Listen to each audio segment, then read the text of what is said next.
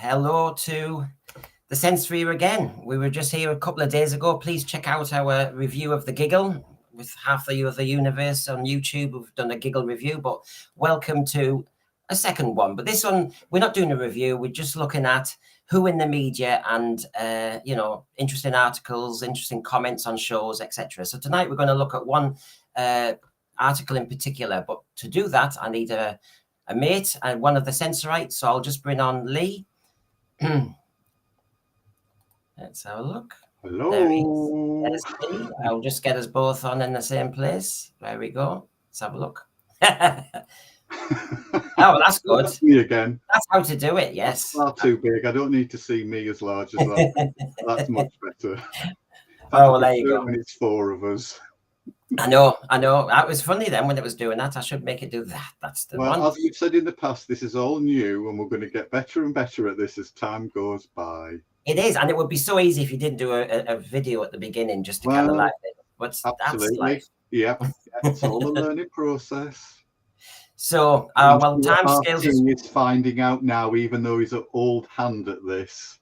Well, Timescales has joined us from San Francisco, so thank you for doing that, mate. I'll tune in a minute to see what we've got to say. So we're going to look at an article from The Verge. It's been talked about on Twitter. It's been talked about by various fans out there. And of course, it's hitting the burning issue of the bi-generation that was only shown to us on Saturday. And now it's become folklore, myth, legend, canon. And the article's written by Charles Pulliam Moore. He's written about film, TV, pop culture, race. Now he actually in this, and I'll bring it into field so that we can actually see it. He, in the article, basically says there's racist tropes and questionable decisions made in the article. And I really do want to pore over this because in some cases it's well worth exploring and discussing.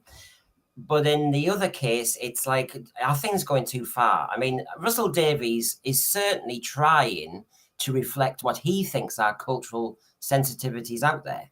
Yep. Right or wrong. And it looks as though you can't please everybody because, you know, he's gone so far, and some of us might say he's gone quite a way, and yet he's still not pleasing everybody. So this is what we're going to be looking at. And I'll get us both by the side so we can see more of it. Actually, is that the better one? No, I think that's okay. We'll do it. It's like musical chairs. So smaller, that's always an improvement. Shooty's a much nicer thing to look at than we are. Well, thanks for coming on. And well, you know, we're all trying our best here, folks. So please like and subscribe. Please join us. Jamie's joined us on there. Yes, we got there in the end, Jamie. I know it's so easy, isn't it? But yeah, let's get on with the actual discussion of the piece, which you know, I found a little bit interesting. So it's on The Verge.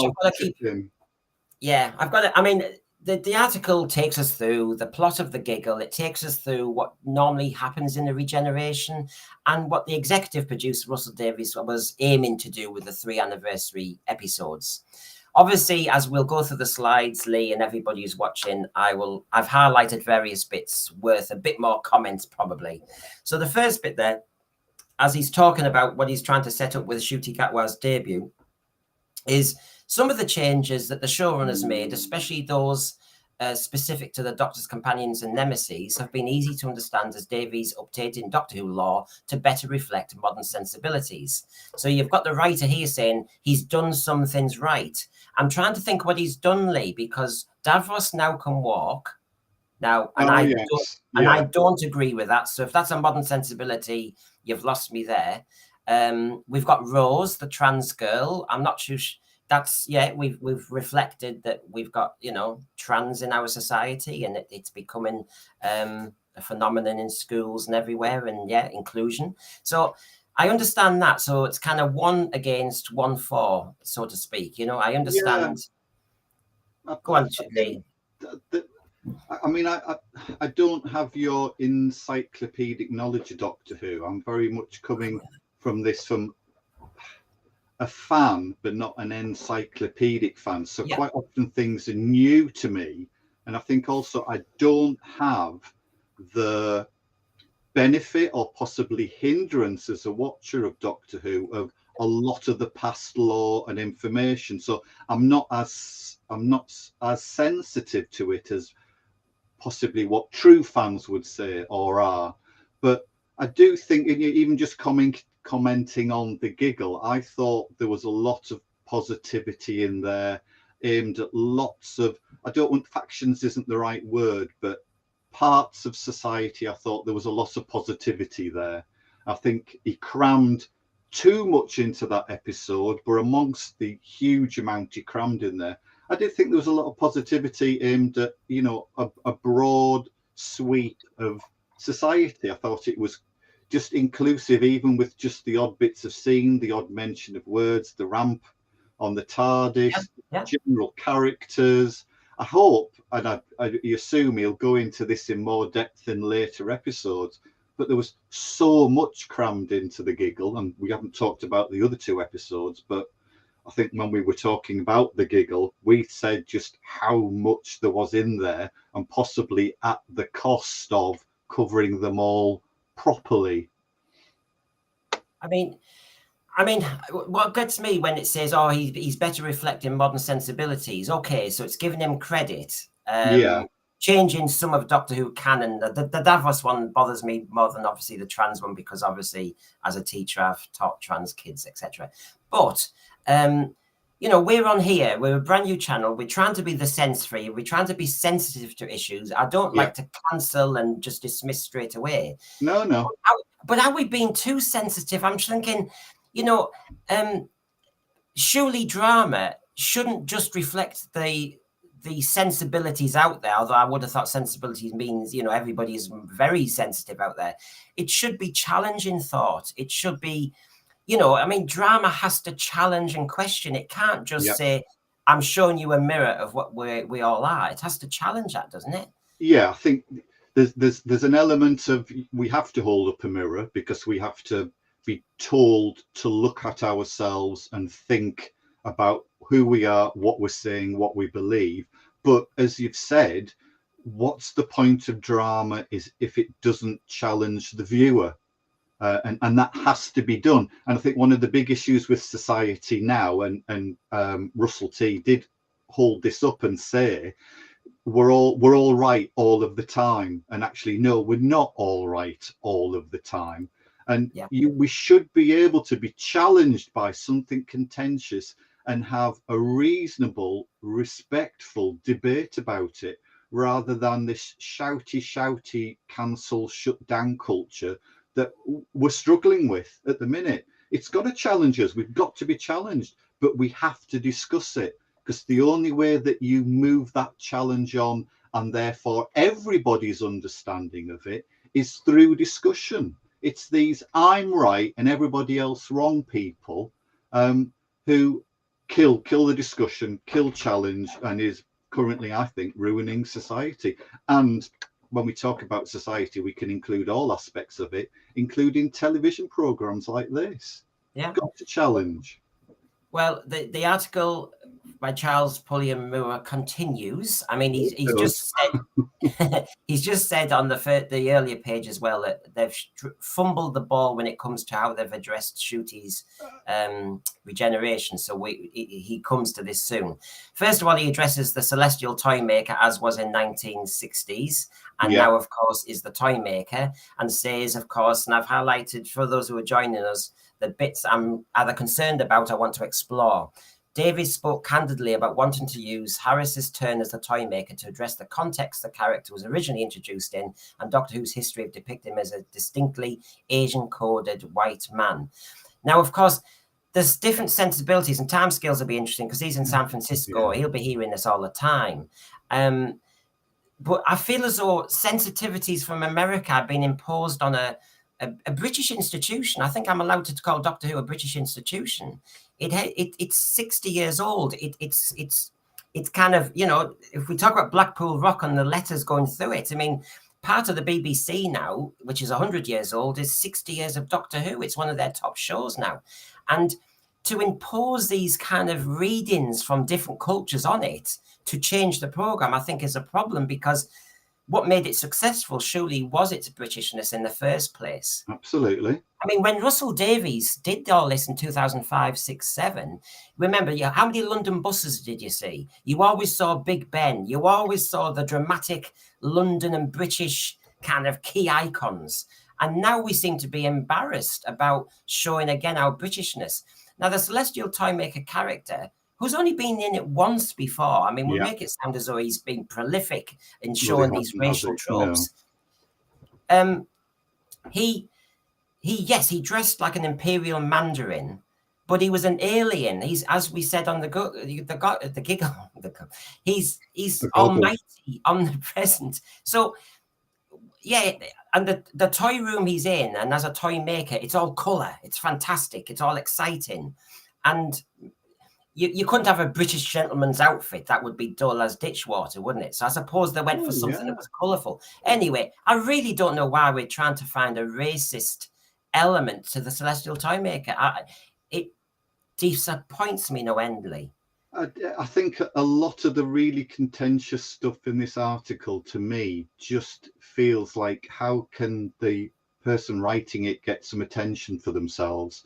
It's interesting that he's clearly watched this program and watched the same things that a lot of us have, and has seen the same stuff but come away with a totally different point of view. And this kind of saying has been in use for a long time, that you can have 10 people watching the same event and they'll all come away with it with their own version of what happened, and those versions can be distinctly different.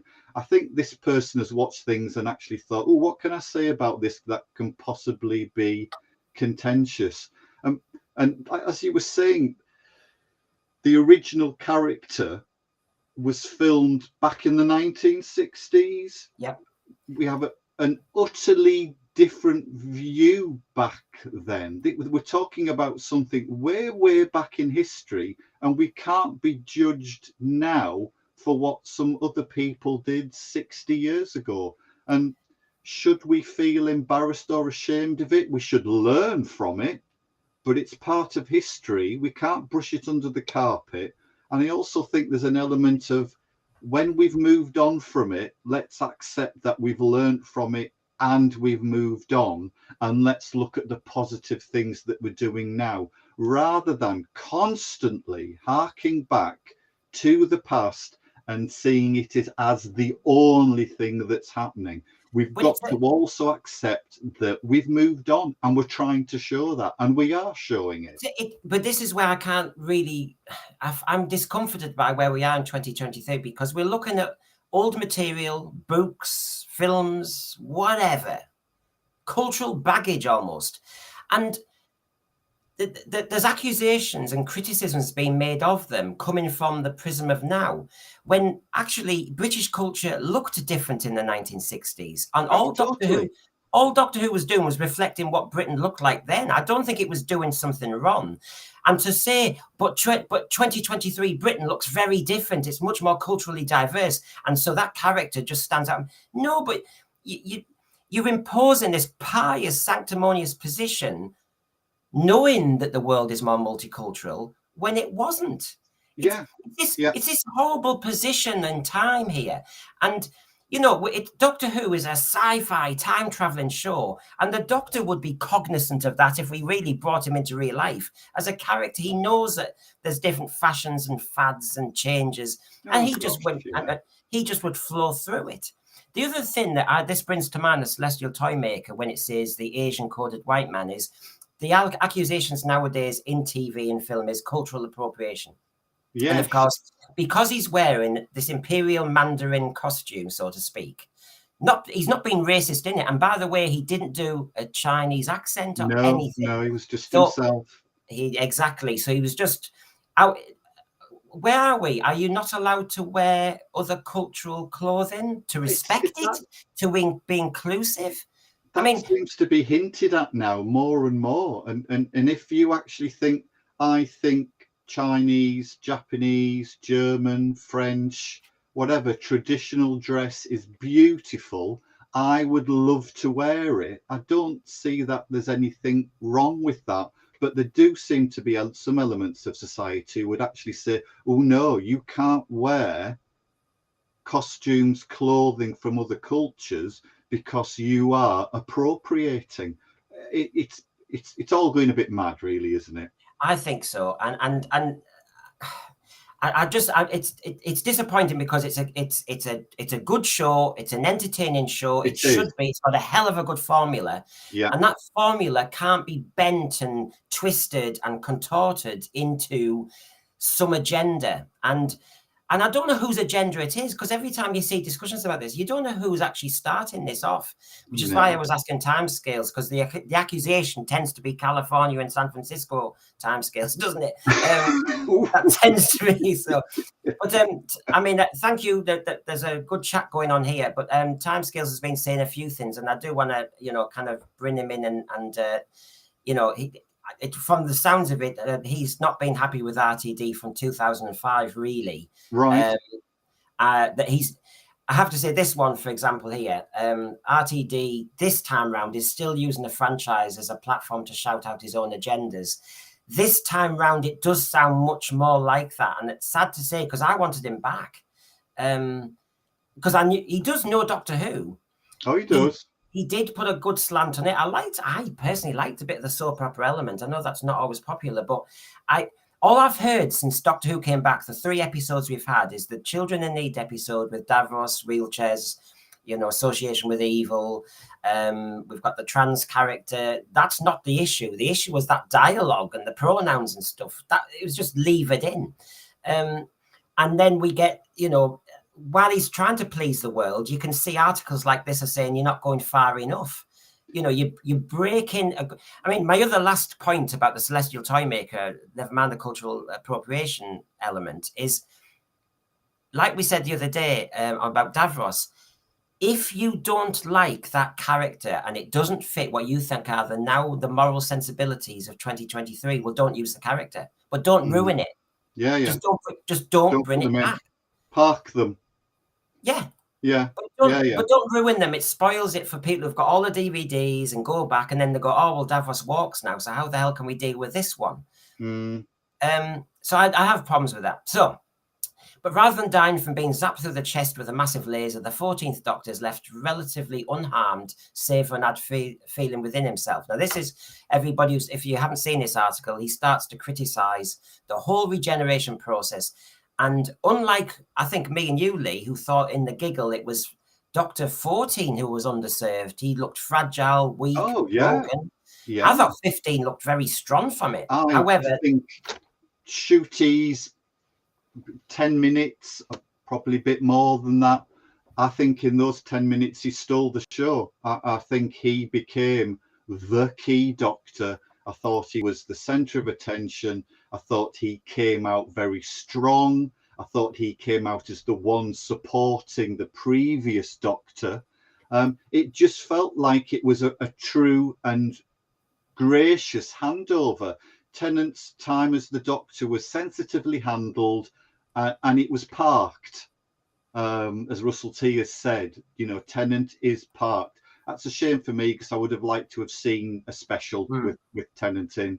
But I felt that it was parked, and all respect and all focus went to Shooty. I think he came out of that enormously well. And I went from, oh dear, it's a shame about Tennant, to, oh, hang on, I'm really looking forward to Christmas Day now. I want to see what Shooty's going to do with this. And I felt like he's really gotten off onto a strong, positive first step. And I think RT's deliberately done that, built him up, made him look good. I don't understand how you can say that he was belittled. He wasn't in any way. No, I mean, I think our issue was it was in the reverse, because normally the regeneration story is the great heroic sacrificial moment for the doctor who's leaving. It didn't really pan out like this, but we're not sitting here criticizing to death. We're just saying this was a different regeneration. I did find it shocking when he was in the laser bolt and he was in that kind of,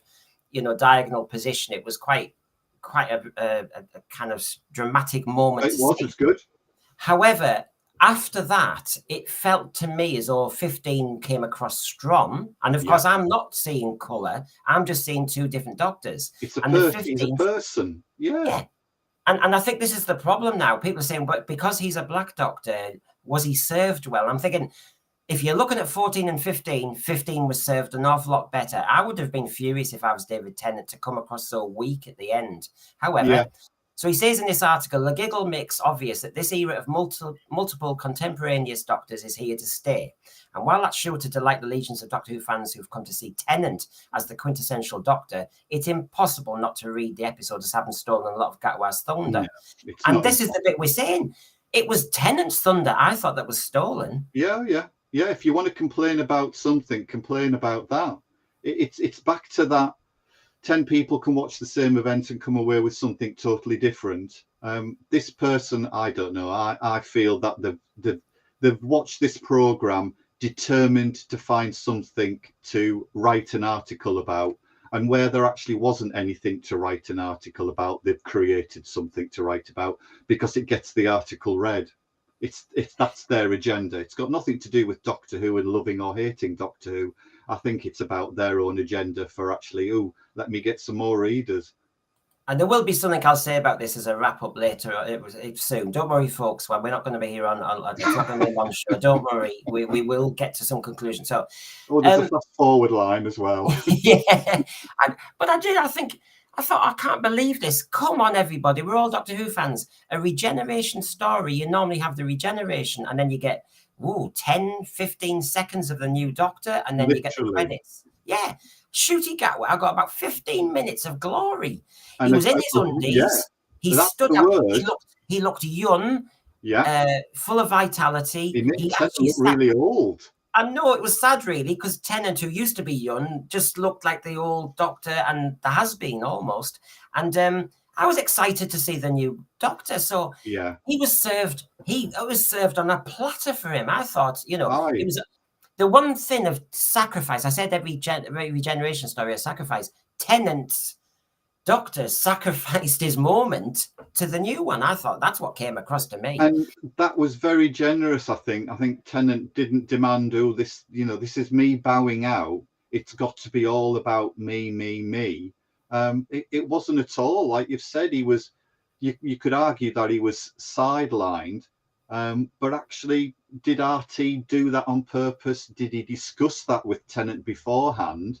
And I think Tennant, being the generous actor, human and person that he is, would have said, I understand this. I've got to go now. And the focus has got to be on Shooty, and I will contribute to that in the way that my character is parked. Keep using RT's words for this. But Shooty was, like you said, he was glorious. I thought he was absolutely fantastic, and he wasn't demeaned in any way. Now, my problem is this last paragraph of this page. No matter how vehemently Doctor Who fans might want to deny it, the fact that the Doctor, a shape-shifting alien from a planet full of brilliant time travelers, was almost exclusively portrayed by white men until 2017 was small-minded, racist and sexist in equal measure. Now, they've dealt with a fact. Up to the words 2017, that's a fact. And, as a kid, I knew that you had Time Lords and Time Ladies. I knew that the Doctor had a granddaughter called Susan. And so granddaughter seems to indicate female to me. So to me, I know Time Lords and Time Ladies were invented a little bit later than 1963. But basically, once we got to hear that, it was quite clear to me that you kind of had male and female Time Lords. Yeah. And so I don't know what the point of this is. This is my problem. calling people racist and sexist because you've brought a kind of cultural sensitivity wedge into this program to judge it ridiculously harshly. He was a Time Lord. That was a fact. Nobody ever dabbled with it. Tom Baker joked once in JNT saying he might be the Doctor might be a female next, but that was just to get people laughing and publicity. And now it says we are small-minded. The program is small-minded. The BBC was small-minded, was racist and sexist. Hold on a minute. We have had a female Doctor, and I'm sorry, but it wasn't about anything to do with me, but the ratings tanked. Oh, they did, now, didn't they? Yeah. I will be open enough to say I do think if they'd picked a different actress, if they'd written better stories, there was half a chance. Yeah. However, that ship has sailed now. But I think this is what's ridiculously the accusations of a program that was reflecting its time, and there was nothing wrong with that time, and was reflecting that this in canon was a Time Lord. Romana was a Time Lady, you know. Yeah, we can't keep going back to the 1960s, 70s, 80s, and using fodder from those decades to criticize the program now. It's like going to a 6-year-old German child and saying you're responsible for what happened in the Second World War. You can't criticize current people now, current program makers now, and judge them on what happened with totally different people 40, 50 years ago. Yes, we need to learn from the past, but that also needs to be left in the past as well as learning from it. But we can't keep dragging it up and up and up and using that to criticize the program now. We need to move on. We need to learn from the past, take that on board, but we have to move on and push the debate further. It's getting silly. I mean, if you really want to go down this argument about who's represented in Doctor Who, whether it's a man or a woman, black or white, I'm sorry, as a lad from Middlesbrough, working class roots, Doctor Who has never really depicted working class. Maybe Eccleston with his leather jacket looking like a tough Mancunian might have a little bit. Yeah. You know, for goodness sake, if you're going to talk about representation, there's an awful lot you could talk about. Oh, you could every program could be just totally about representation, and you would get nothing else done to give everybody the rightful chance. It's a shame, but it's the way it is. You've got to do your best. That's all anybody can do. Now this bit, Whittaker's 13 and Joe Martin's Fugitive Doctor both demonstrated how Doctor Who could stay true to its narrative essence while also allowing the Doctor themselves to better reflect the real diversity of the fandom that loves the character. But everything about the way the giggle brings 15 into the picture, from the way he's left standing in his underwear while 14 remains mostly clothed, to the implication that the two Doctors will seemingly coexist, makes it seem as if Davies is trying to placate the contingent of fans who don't want to accept a queer, and I hate that word, I don't even like to say it, black actor playing the Doctor's role by keeping Tennant in the mix. Oh my God, I mean, I'll try and unpack it firstly, but my God, there's two elements here. That the 13th Doctor as a female and Joe Martin's Fugitive Doctor, you know, they managed to stay true to the narrative essence. Well, the Doctor to me always had been a male, so I don't know what narrative essence it was staying true to, because it broke the blooming narrative essence as far as I could see.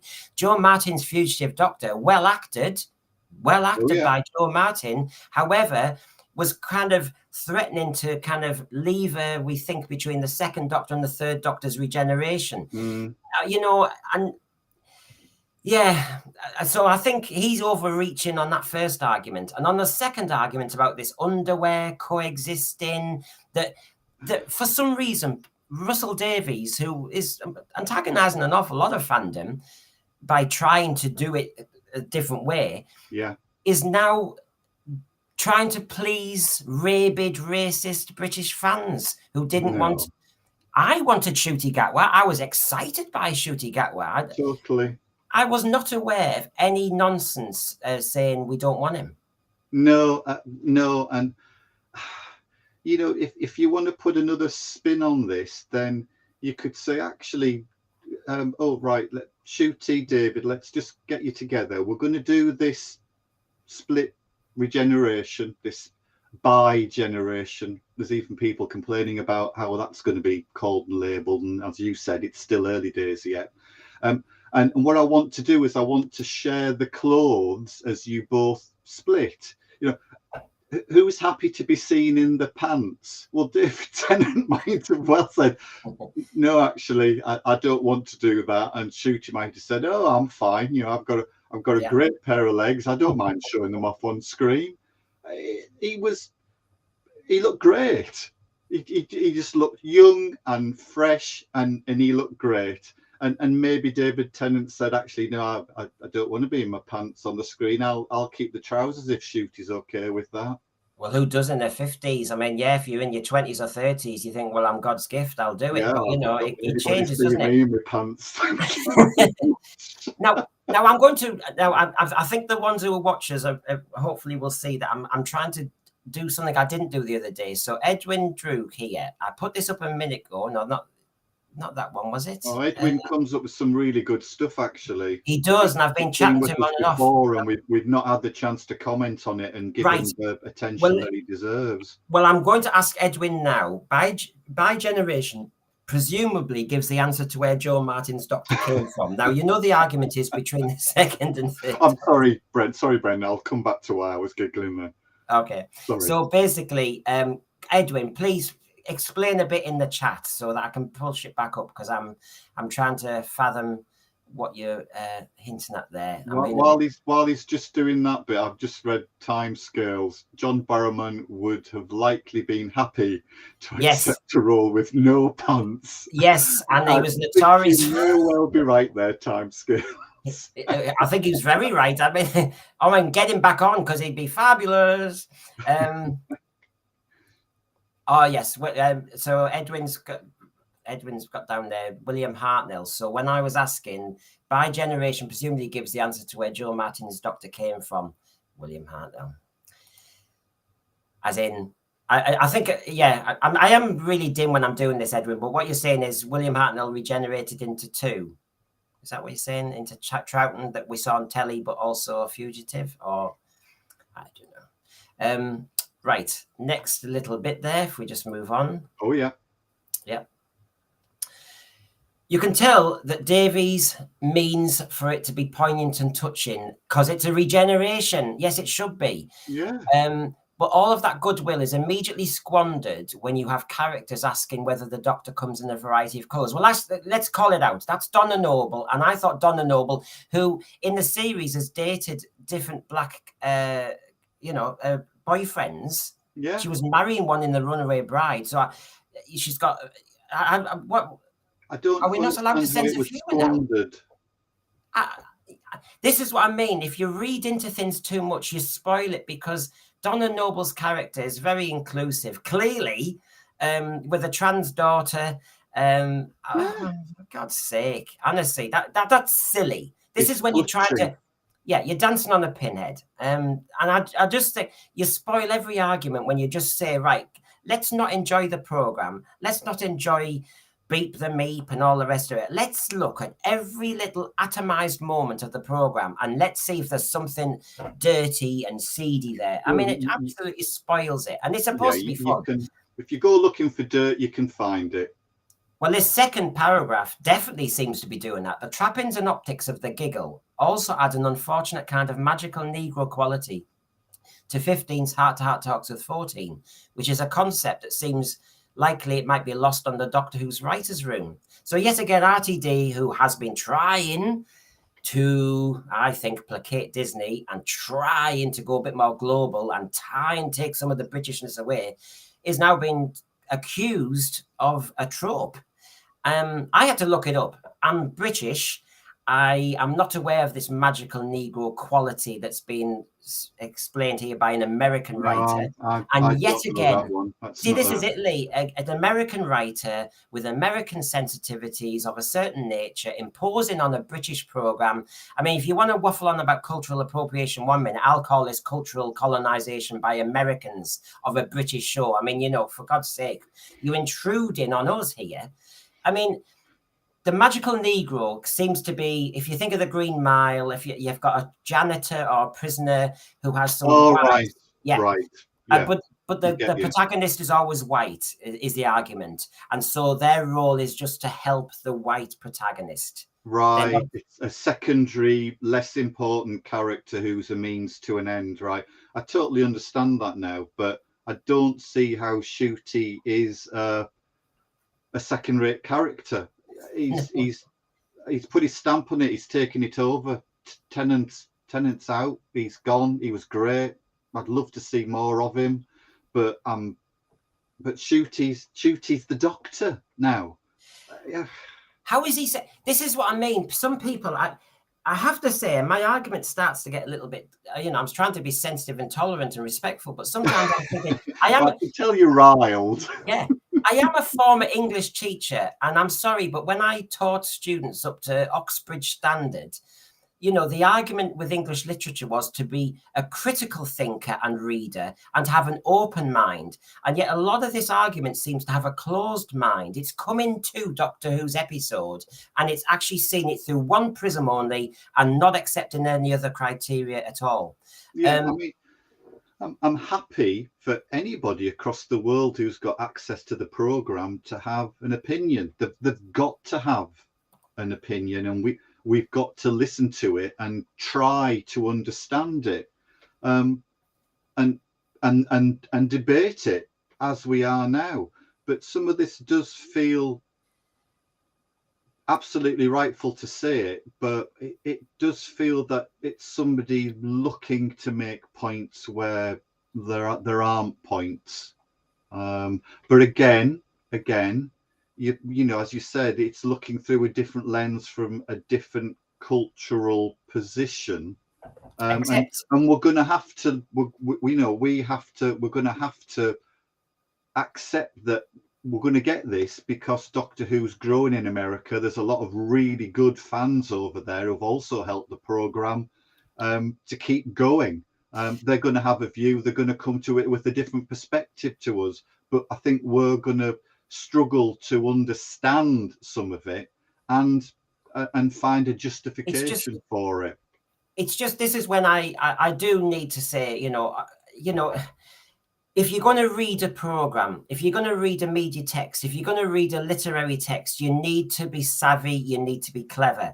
And I'm sorry, but you seem to be imposing this Charles Pulliam Moore. I've just been answering timescales, Mr. San Francisco, who clearly doesn't agree with it, and I think is disappointed that an American's written this. But yeah, because it brings a neuroses, a kind of paranoia and insecurity from the reader to something that's not there.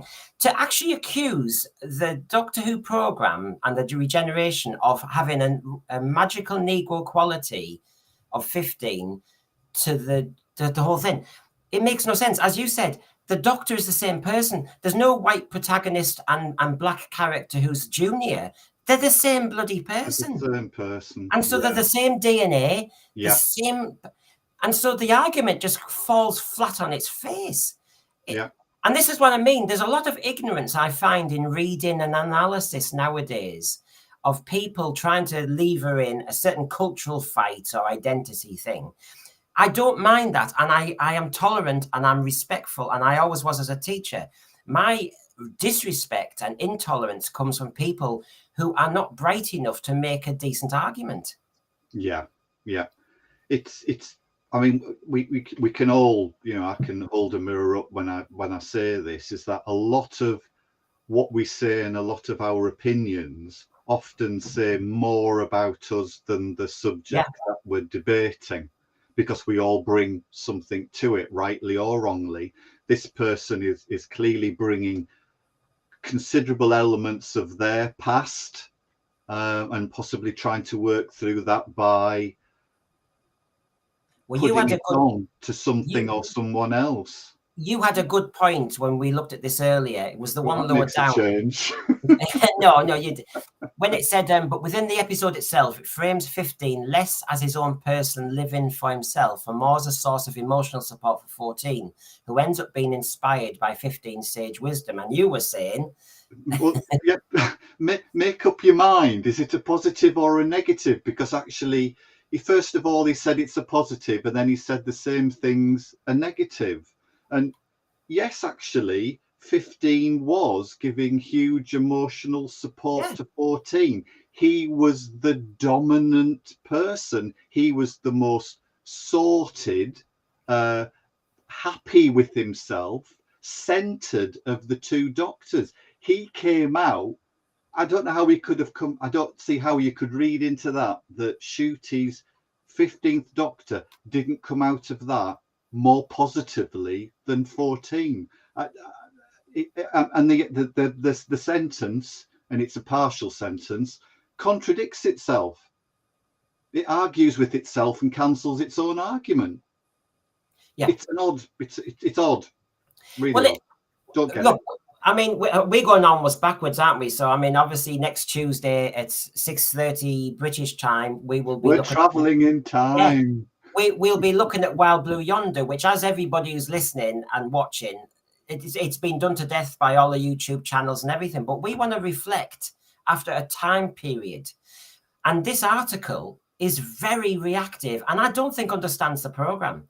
And this is the problem. You bring these pious, higher, holier than thou views when you actually don't really understand what you're talking about. Yeah, I think there's well, we all do it. There's misinformation. I think there's a personal understanding of things that perhaps isn't the best one. So the big argument now is that they've given Ncuti a disadvantage because Tennant is still hanging around, and to me, you can't win. You cannot win. All of the doctors have always been hanging around. They've come back, and it's not diminished the current Doctor. It's made for interesting episodes that a lot of us have been desperate to see all of the Doctors back together again. Yeah, multi-doctors and all the rest of it. I mean, Ncuti looks like a very, well, he is. I've seen him in Sex Education. He's a very confident actor. He can hold his own. And I think he can hold his own. And he did do with David Tennant. There's no issue there at all. I mean, he's at no risk.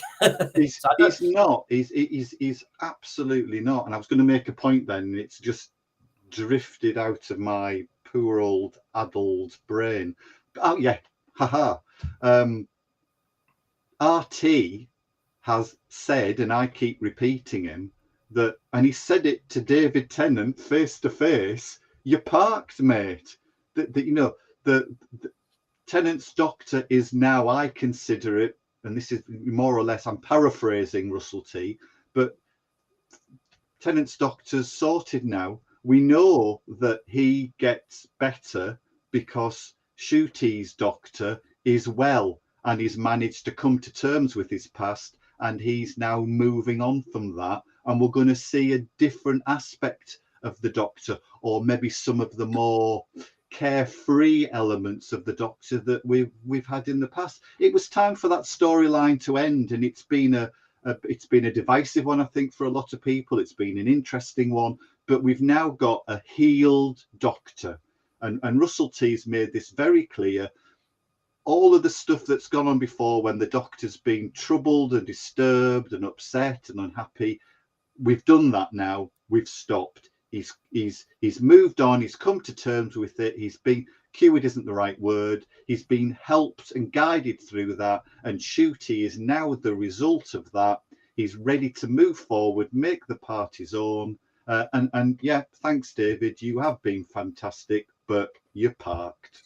And just to add to your point, to be honest, almost as a conclusion, which is, whether you've got a brand new Doctor, it's always exciting. You've got, a fresh direction and everything, whether it's fantasy that John really is into or not. And really, I mean, if I'm going to bring in another literary text, The Rime of the Ancient Mariner, I mean, don't put an albatross around the neck of the new Doctor by actually imposing all these analyses and readings of what the Doctor does. The Doctor is a pacifist who travels the universe and is tolerant of all races in the universe and all planetary, you know, this nonsense to impose, and that's the albatross, impose the cultural sensitivities of a certain type of society in part of America or part of Britain, 2023, rather than just making him a free spirit as he always was. He was above all this. He was never consumed by it. He would have found this silly. Yeah, absolutely. Yeah, I've just been quickly glancing at some of the comments on the side, and it was interesting to see the timescales saying about some of the people in America. And actually, it's interesting that timescales has said this because we've pretty much got the same thing over here. It might be different people, but yes, we're pretty much paralleling each other. And also Edwin Droog, I've lost the bit that he wrote, and I wanted to read it because it was another good point. I'm just flicking through now, actually. Blah, blah, blah. Oh yeah, Edwin Droog said, evidenced by Shooty hugging, comforting poor old unreconstructed David. I mean, exactly, in a nutshell, isn't it? It shows how strong Shooty's character was, not demeaned or diminished by Tennant. No. So I thought they were both fantastic in it. I loved them both. I think they were both fantastic, and I think, you know, there was a lot of genuine respect between the actors and for the filming of this, because they were both very generous to each other, I think. Well, I mean, I'm disappointed that this sort of reading's been put on it. That's the shocker, isn't it? Yeah, and you know, and they are totally entitled to their opinion. It will make us reflect on our opinions. It may even change our thoughts a little bit and develop us. Or it might actually make us dig our feet staunchly into the ground and go, no, you're wrong. Sorry, you're totally entitled to your opinion, but from our standpoint, sorry, mate, but you're wrong. I mean, I'm sorry, but, you know, if this was an article in English literature, I'm sorry, I would be provoking the class to read it, look at it, dissect it, try and work out what's going on. But it falls apart in so many places, and I feel as though, you know. And it would be interesting if the writer was here to explain in greater depth his understanding and where he's coming from. That would be an interesting debate. I don't know why he's written the article, to be honest. It doesn't go anywhere. You know, so, you know, you could be equally provocative and say he's written an article to increase the number of people who reads his article, and that was his motivation. But this race it's not about Doctor Who; it's about my own agenda. Yeah. Well, to round off, I'm going to just quickly advertise our Tuesday night program. Please join us. Everybody who's in the chat was there. Please. They were there for last Tuesday. Like and subscribe. I think everybody in the channel has. I think, and of course, just to advertise for anyone who's going to watch it later, we do have the Giggle out there as well. Look, there's lots of good channels out there, but we were one of the final says on the Giggle, just like we'll be one of the final says on the Wild Blue Yonder. Sometimes it's best not to react immediately. It's nice to have a mix, I suppose. Thank you for tuning in, everyone. Thanks, Lee, for joining us. And to see some familiar faces as well. Yeah. I've been chatting to these. They're good supporters, and likewise, I'd like to support their chat. I mean, Timescales has a podcast and everything, so to support him as well. So thank you for that, everybody. So that was our first Who in the Media. We'll see you. Well, there may be a weekend program as well with John, so look out for us.